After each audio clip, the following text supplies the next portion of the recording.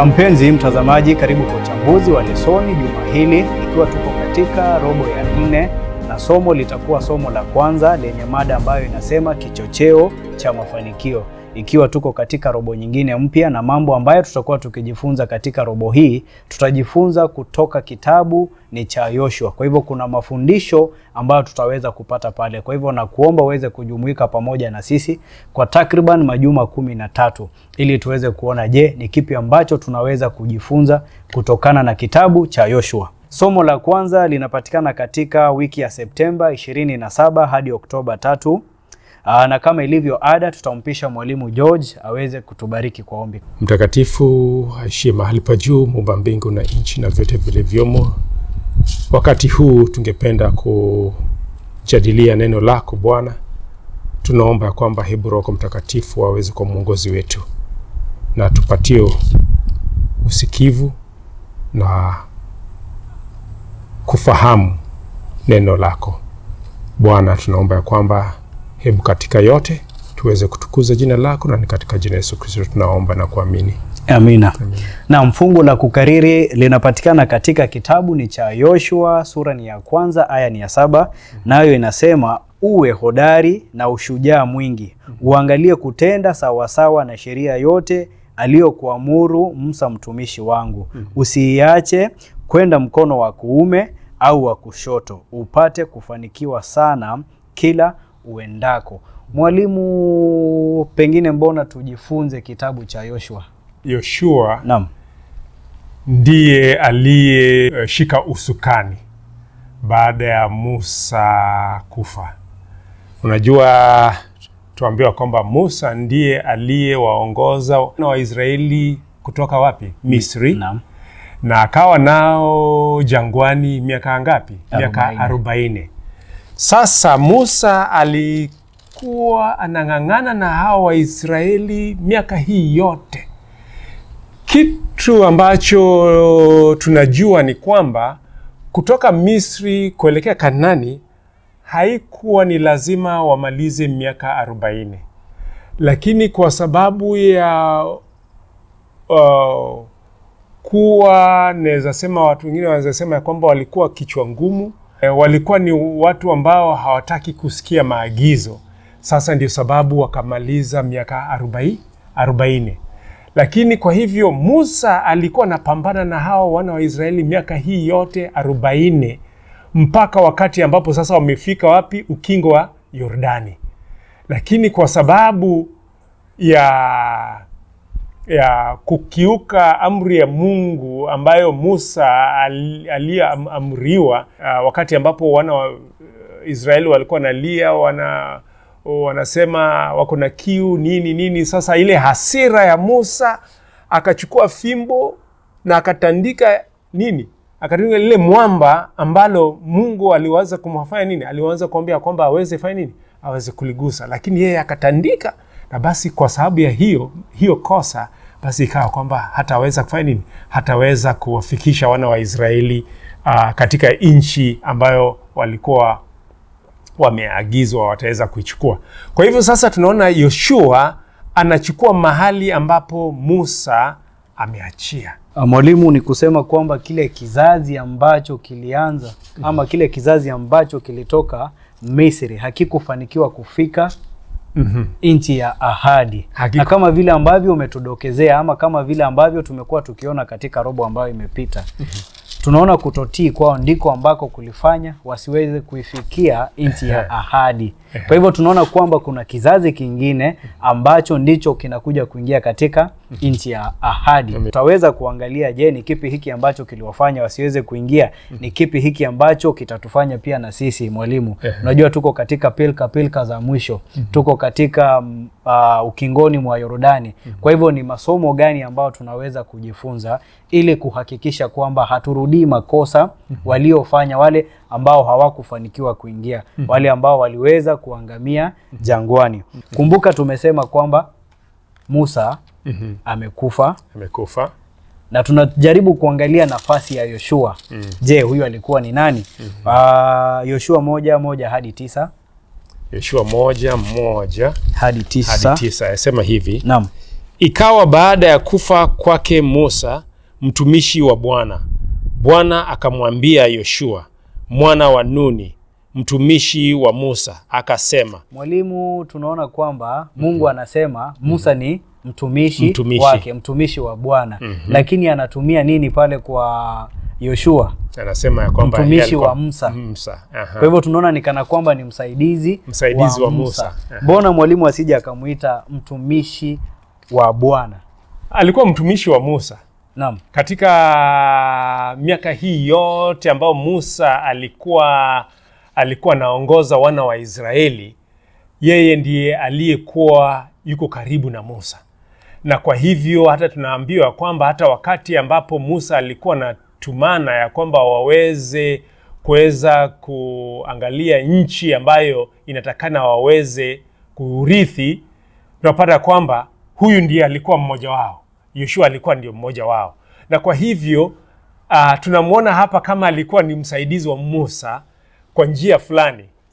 Na tena tunajua kwamba Mungu alipojitokeza kwa Musa, akiwa anamwambia Musa aende kuweza kuwakomboa wana wa Israeli kutoka Misri. Wakati alikuwa kwenye jangwa ambalo aliweza kuona moto ambao ulikuwa unawaka na hauchomi nini? Hauchomi kichaka kile. Wakati huo ndio tunapata kwamba Mungu alisema ya kwamba Musa atakuwa ni kama Mungu kwa wana wa Israeli. Na kwa hivyo tunapoona Yoshua hapa alikuwa ni msaidizi, kwa hivyo kwa njia nyingine bado ni mtumishi wa Mungu. Mwalimu, kwa hivyo chenye nilikuwa najaribu kusema ni kwamba tunaona nafasi ya ukuaji.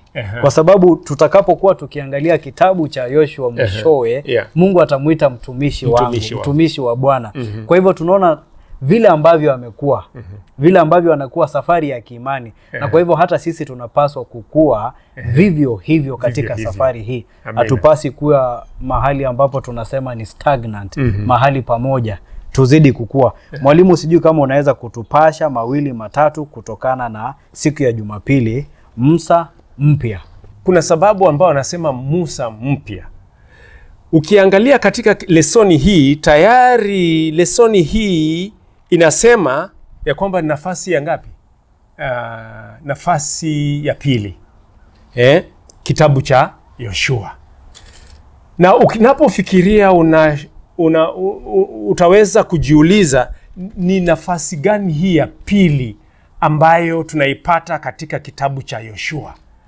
Na kwa hivyo jinsi ambavyo tumeweza kujifunza tangu hapo awali, nafikiri tulipokuwa tunasoma kitabu cha Kutoka, tumejua kwamba wana wa Israeli waliokuwa wanakombolewa kutoka kwa nchi ya Misri ilikuwa kwamba waweze kufika Kanaani jinsi ambavyo Mungu alivyowaahidi. Lakini kwa sababu ya kutosikia maagizo, kwa sababu walileta shida mingi ambao Musa alikuwa anapambana ama anakabiliana nayo, kiasi ya kwamba wote waliotoka Misri walifanya nini? Walikufa jangwani. Sasa kabla ya kuweza kuingia katika nchi ambayo Mungu aliwaahidi, wale ambao walikuwa sasa wanaingia katika nchi hii ya Kanaani walikuwa ni watu wengine tofauti, ama tuseme ni kizazi kipya. Kwa hivyo sasa tunapata ya kwamba katika kitabu cha Yoshua sasa ni kama wanapewa tena nafasi ingine. Ni kama marudio sasa.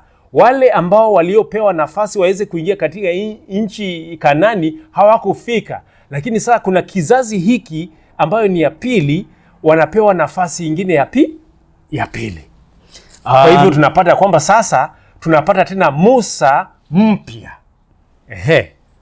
Na mwalimu, tunaona ingawa Musa alikuwa amekufa na kiongozi mpya, Yoshua alikuwa ameteuliwa na Mungu. Kuna ulinganifu kati yao. Watu wote wawili walikuwa wameambiwa na Mungu ya kwamba wangewaongoza watu hao hadi katika nchi walioahidiwa baba zao. Kama vile Bwana alivyomwambia Yoshua, kila mahali zitakapopakanyaga nyayo za miguu yenu nimewapa ninyi, kama nilivyomwapia Musa. Ukisoma Yoshua 1:3, Yoshua angemaliza kazi ambayo hapo awali alikuwa amepewa Musa.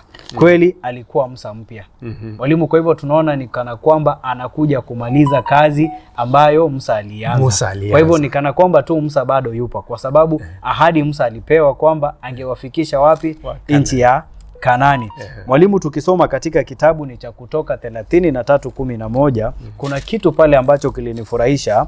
33:11 inasema, naye Bwana akasema na Musa uso kwa uso kama vile mtu asemavyo na rafiki yake. Kisha akageuka akarejea hata Maragoni, bali mtumishi wake Yoshua mwana wa Nuni, naye ni kijana, hakutoka mle hemani. Kumbuka tulisema hemani ni mahali ambapo walikuwa wakikutana na Mungu. Uwepo wa Mungu ulikuwa pale. Lakini tunaona kuna kijana ambaye hakutoka hemani. Mwalimu, kwa hivyo naona kwamba nafasi ya vijana katika ukuaji. Tunaona Musa sasa ni mtu ambaye ni mzee. Lakini tunaona kwamba ni kana kwamba kwa kimombo wanasema apprenticeship. Pale ambapo unajua pengine una uelewa fulani, kwa hivyo unajaribu kumfunza atakaye chukua usukani. Kwa hivyo tunaona kwamba kuna kitu kama hiki. Lakini cha kushangaza mwalimu, unapata kwamba makanisa yetu wazee wamekatalia vyeo. Unapata mzee afadhali atembee na fimbo kufika kanisani, lakini hawezi akaiachilia nafasi ile. Mwalimu, sijui unaweza ukazungumzia nini kwamba je, tunakuza vijana wetu kuchukua nafasi hizi ama tumekwamia nafasi hizi? Tunakwamia nafasi hizi. Na nafikiri kuna ule ukosefu wa kuelewa kwamba kazi hii sio kazi yetu. Kazi hii ambayo tunayofanya ni kazi ambayo Mungu amepeana. Na kwa hivyo kazi yetu ni kuweza kuona ya kwamba kazi ya Mungu tunaweza kuiendeleza. Si ya kwamba mimi ndio nafanya na unataka niweze kufika mwisho wake. Hata Musa pia, hata ingawa ndio alipenda naye aweze kufika Kanani, lakini ilibidi ya kwamba aweze kufanya nini? Kuweza kutayarisha kiongozi mwingine ambaye atakayechukua badala yake. Kwa hivyo siku hizi kuna ubinafsi na kuna ile watu wanafikiria kwamba kama si mimi basi hii kazi ya Mungu haitawezekana. Na kwa hivyo hapo tunakosea. Na kwa hivyo Mungu anatuchukua makosa, kwa sababu haimaanishi kwamba ni wewe tu ndio lazima umalize kila kitu. Kuna mafunzo mengi ambayo tunaweza kujifunza tunapozungumzia mambo haya. Kwa hivyo mwalimu, unapata kwamba kuna vile ambavyo kazi ya Mungu imelemazwa kwa sababu ya wale ambao wanakuamilia kazi hizi. Kwa sababu mwalimu, kumbuka, hangekuwa amemfundisha huyu, kungekuwa na pengo. Lakini kwa sababu alikuwa amemfunza, tunapata kwamba pengo lile halipo. Mwalimu, kwa hivyo ni kitu ambacho tunaweza kujifunza. Musa, jinsi ambavyo wamesema, alikuwa anatayarisha Yoshua kuweza kuchukua uongozi.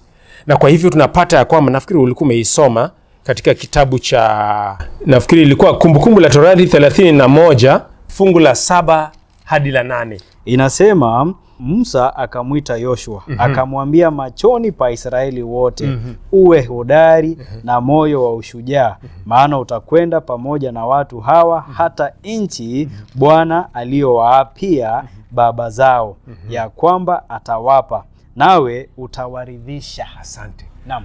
Musa alikuwa ameshajua kwamba hataweza kuwafikisha hawa katika nchi hiyo ya Kanani. Anajua kwamba tayari yeye ni mzee, na tayari anajua kwamba Mungu alimwambia kwamba hautaweza kufanya nini? Hautaweza kufika katika nchi hii. Na kwa hivyo Musa anajaribu kumtayarisha Yoshua kuweza kuchukua usukani. Na hiyo ndio kitu ambacho ninafurahi kwamba umeweza kulileta katika lesson hii.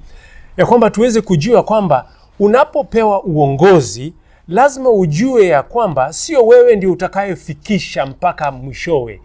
Anza kuwatayarisha wale ambao bado ni vijana, uweze kuambia kwamba jinsi ambavyo Musa alivyomwambia Yoshua ya kwamba hebu kuwa na nini? Kuwa na ujasiri. Kuwa na ujasiri na uwe na nguvu. Kwa maana wewe utachukua nini? Utachukua usukani, utaweza kuwaongoza hawa waweze kuingia katika nchi ambao Mungu amefanya nini? Amewaahidi. Kwa hivyo hiyo ndio kitu ambayo tunaweza kuona ya kwamba sio kitu ambayo kama ingekuwa ni sisi bado tungeweza kupingana.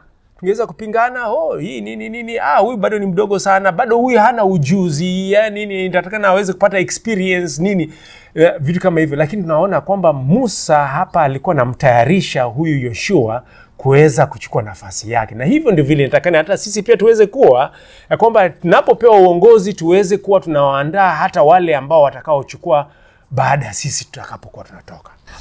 Tutaenda moja kwa moja hadi siku ni ya Jumatatu ambayo ni vuka, chukua, gawanya, tumikia.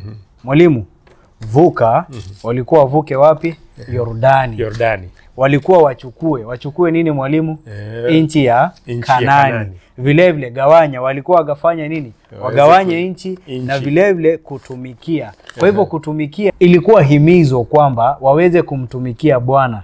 Mwalimu, sura ya kwanza ya Yoshua inatumika kama utangulizi wa kitabu kizima. Inajumuisha hotuba 4 zinazolingana na sehemu 4 kuu za kitabu. Mwalimu, kuna kuvuka ambao ni utapata katika kitabu ni cha Yoshua 1, 2 na 9. Kuna kushinda, kuna kugawanya nchi, na vile vile kuna kutumikia kwa kutii sheria.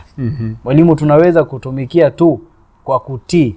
Lakini watu wengi kwa sasa wanasema kutii hakuna manufaa yoyote. Lakini kutotii mwalimu kutatuweka taabani. Kwa hivyo tusije tukawa wale ambao tunasema kwamba tunaweza ingia mbinguni bila kutii. Kwa hivyo tujue mbinguni lazima tuwe watiifu kwa kile ambacho Mungu anasema. Kitabu cha Yoshua kinaweza kuonekana kuwa mfululizo wa mipango ya kiungu. Katika kila hatua Mungu anampa Yoshua kazi maalum inayohusiana na kutekwa kwa amani, na kila moja inakabiliwa baadaye katika kitabu baada ya kukamilisha vyema. Mwalimu, kitu ambacho nilijifunza ni kwamba tunapofuata mpango wa Mungu tunaweza kuwa na mafanikio. Kwa sababu pasipo kufuata, walipewa agizo la kuvuka. Hawangevuka, hawangeokolewa, lakini kwa sababu walifuata agizo la Mungu kwa imani wakaweza kuvuka. Hivyo waliweza kuokolewa na waliweza kuchukua. Wakaambiwa waweze kuchukua nchi ile na waweze kugawanya. Kwa hivyo waliweza kufuata maagizo ya Mungu. Na iwapo hawangefuata, hawangefanya nini? Hawangefanikiwa. Kwa hivyo tunaweza kuona nafasi ya utii katika safari ya Mkristo. Lazima tuweze kutii kile ambacho Mungu ameahidi ama ameagiza. Siku ya Jumanne ni warithi wa ahadi. Mwalimu, je, tunawezaje kurithi ahadi? Hawa ni wana wa Israeli ambao wanafanya nini? Ambao tunaita warithi. Ni ahadi gani ambao wanaorithi? Ni ahadi ambayo Mungu tangu hapo awali aliweza kuahidi baba yao ambaye alikuwa ni Ibrahimu. Naam. Alipomwambia kwamba ondoka katika nchi hii, wache jamii yako na yale yote ambayo unayo hapa, alafu uende mahali ambapo nitafanya nini? Ambapo nitakuagiza. Na kwa imani, tunaambiwa kwamba kwa imani Abrahamu akafanya nini? Akasikiza sauti ya Bwana. Na kwa hivyo kwa ajili ya Ibrahimu tunapata ya kwamba ahadi ambayo Mungu aliyompatia Ibrahimu, kwanza akamwambia kwamba utaurithi nchi hile. Alafu ya pili akamwambia kwamba nitakubariki na nitakufanya uwe nini? Uweze kuwa taifa kubwa. Nitabariki wale ambao watakao kuwa nakubariki, na nitafanya nini? Nitaweza kuwalaani wale ambao wanafanya nini? Wanakulaani. Kwa hivyo tunapata ya kwamba hawa wana wa Israeli karne 4 wamekuwa katika nchi ya Misri, wakiwa wanadhulumiwa, wakiwa wamekaa, mpaka imefika wakati ambapo hawakuweza kujijua.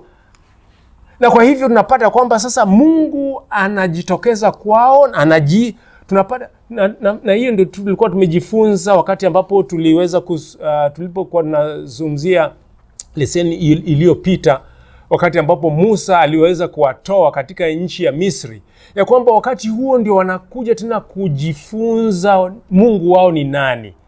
Na Mungu huyu sasa tunamuona kwamba ndio anajitokeza tena kwa nani? Kwa Yoshua. Anawaambia kwamba uweze kuwa nini? Uweze kuwa na ujasiri na uweze kuwa na nguvu, kwa maana wewe ndio utafanya nini? Wewe ndio utakaoongoza hawa warithi waweze kuurithi nini? Ahadi. Kwa sababu ya uaminifu wa Mungu alivyoahidi Ibrahimu, sasa anatimiza ahadi yake. Sio ya kwamba hawa Wanaisraeli walijitokeza wakati fulani, tuliambiwa ya kwamba kwetu ni mahali fulani. Hapana. Mungu mwenyewe ndiye anawaongoza mpaka wanafikisha pale, na anawaambia kwamba hapa ndio mahali ambapo ni nyumbani, mahali ambapo niliahidi baba yenu ambaye ni Ibrahimu. Pengine kitu ambacho tunaweza kujifunza kutokana na ahadi za Mungu, unaposoma katika kitabu ni cha Wakorintho wa pili, sura ni ya 1 aya ni ya 20, ambayo inasema, maana ahadi zote za Mungu zilizopo katika yeye ni ndio, tena kwa hiyo katika yeye ni amini, Mungu apate kutukuzwa kwa sisi. Kwa hivyo ahadi za Mungu ni nini? Ni ndio na ni amini. Kwa hivyo tunaweza kuwa na imani na kile ambacho Mungu ametuahidi. Lakini ili tuweze kujua hili, lazima kwamba tuwe tumesoma katika Biblia ili tuweze kujua Mungu ametuahidi nini. Kwa sababu mwalimu, you cannot claim something that you don't know. Lazima uweze kujua, ndipo unapohitaji unaambia Mungu katika neno lako kuna hii ahadi. Unaweza kuclaim hiyo ahadi. Tunazungumzia warithi wa ahadi. Kuna vitu ambavyo tunapata hapa, na nafikiri tunaweza sema ni vitu vitatu. Ya kwamba kwanza ni nchi yenyewe, ambao unaposoma kuanzia fungu la 3 mpaka la 5, tunapata ya kwamba Mungu anawaeleza sehemu ambayo Yoshua na hao wana wa Israeli watakapokuwa na kanyaga, basi hiyo ni sehemu ambayo ni yao. Hiyo ni kitu cha kwanza. Alafu ya pili, tunapata ya kwamba tunaambiwa ya kwamba kuna ile kufuata ama kuwa waaminifu katika masharti ambayo Mungu amefanya nini? Ameweza kupeana. Tunapata hiyo tunaposoma katika fungu la 7, ambayo linasema ya kwamba waweze kufuata masharti yote ambayo Mungu ameweza kupeana.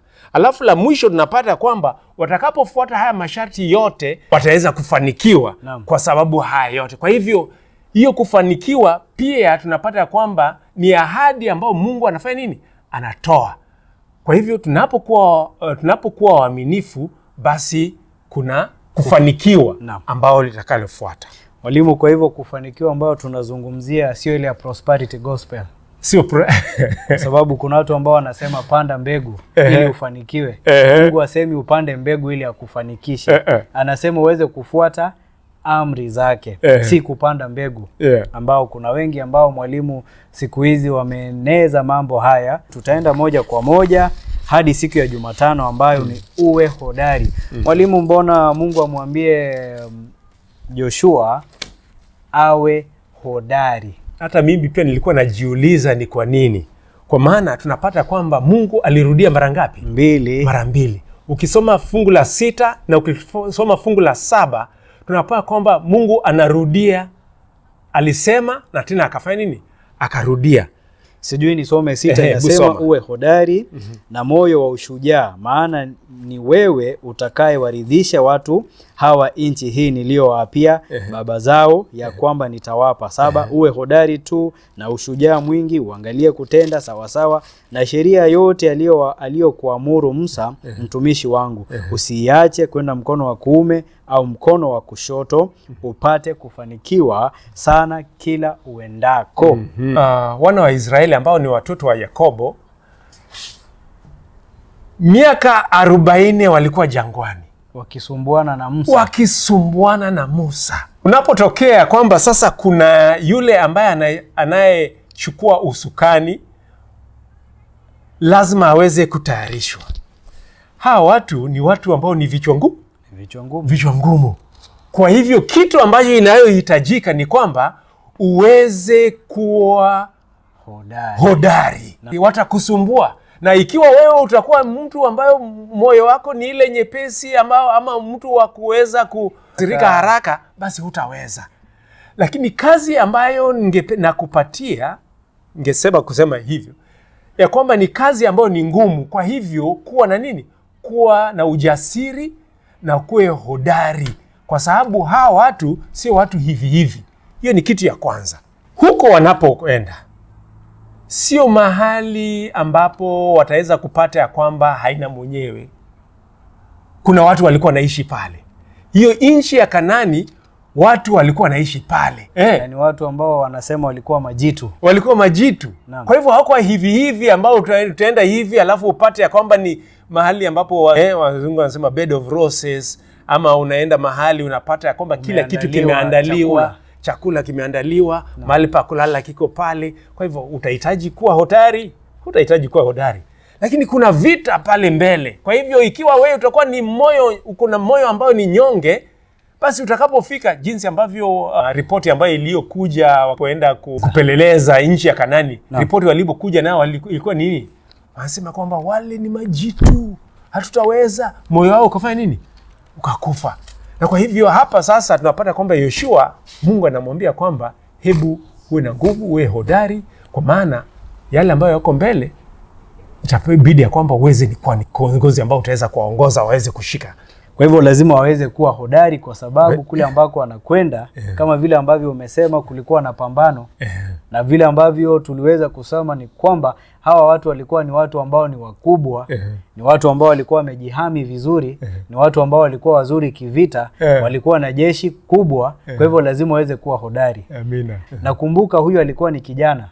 Mwalimu, unajua kijana unapompatia ama unapomwambia sasa ni wakati wako wa kushikilia usukani, lazima ukuwe umemuandaa vizuri. Kwa hivyo Mungu alikuwa anamuandaa kwamba wewe ni kijana ndio, lakini iwapo utafuata kile ambacho nimekuagiza, kuna mafanikio kama vile ambavyo tumeona.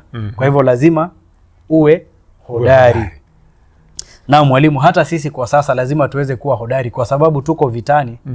Kwa hivyo lazima tuweze kuvalia zile silaha za vita. Amina. Ambazo utazisoma katika kitabu ni cha Waefeso, sura ni ya 6, aya ni ya 10 hadi 18, ili tuweze kuwa hodari vitani.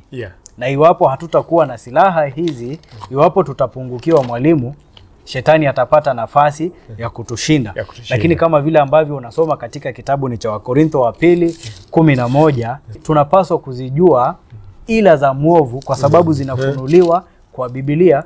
Kwa hivyo tusije tukawa wazembe wa kusoma Biblia, kwa sababu Biblia ndio inayomfunua nani? Inafunua ila za shetani. Inatupatia uelewa kile ambacho tunapigana nacho, vita viko vipi. Mwalimu, tutaenda moja kwa moja hadi siku ni ya Alhamisi, ambayo ni kustawi na kufanikiwa. Wengi wakisikia kufanikiwa wanajua ni kuwa na magari, majumba ya kifahari, kukula vizuri. Mwalimu, je, kufanikiwa ni huko ama ni vipi? Kufanikiwa ambayo tunayojifunza hapa, kufanikiwa kwa ajili ya hekima na maisha ambayo unayo. Kufanikiwa kwetu ni ile kuwa mtu ambayo unamcha Mungu. Chanzo cha hekima ni kufanya nini? Ni kumjua Mungu. Kwa hivyo unapomjua Mungu, basi unapata na hekima. Na katika ile hekima, maisha yako yatakuwa mazuri. Huwezi kuwa na maisha mazuri kama humjui Mungu, kama humjui Mungu. Unaweza kuwa na mali ndio, lakini itakuwa ni maisha ya tabu. Mfalme Sulemani alisema hivi. Alikuwa anamwambia Mungu, usinipe utajiri mwingi niweze kukusahau, bali nipatie kidogo ambayo nayo hitaji, ili nisiweze kukusahau, niweze kuwa mwaminifu kwako. Na ndio kwa sababu ukiangalia Mfalme Sulemani alikuwa anajua ya kwamba hii kufanikiwa sio kuwa na mali. Kwa sababu unapokuwa na mali lakini umemsahau Mungu, yote ni ubatili. Mwalimu, unakumbuka katika kitabu ni cha Mathayo 6:33 inasema, utafute kwanza ufalme wa Mungu. Amina. Alafu hivi vingine vyote Utafanya nini? Utazidishiwa. Amina. Kwa hivyo hivi vingine ni bonus, lakini kwamba unapomjua Mungu, Mungu anakufanikisha. Unaweza kuwa na maisha ambayo ni mazuri. Tumaini katika ahadi za Mungu, hasa ahadi ya kuokolewa kwa imani pekee na utii kwa sheria yake, hazipangi, zinawakilisha pande mbili za sarufi moja, imani na nini vile vile na utii. Kwa hivyo utii na imani zinaenda sako kwa bako. Kwa hivyo tusije tukazitenganisha kama vile ambavyo wengine wanafanya. Kuweka imani katika upatanisho na kifo cha kafara cha Yesu kwa niaba yetu dhidi ya utii ya Mungu ni kuanzisha mgawanyiko wa uongo na hatari. Sheria na neema daima huenda pamoja. Uelewa wa juu tu wa jukumu la sheria unaweza kusababisha kuona sheria na neema kama vitu pinzani. Lakini vitu hivi viwili tumesema viko pamoja.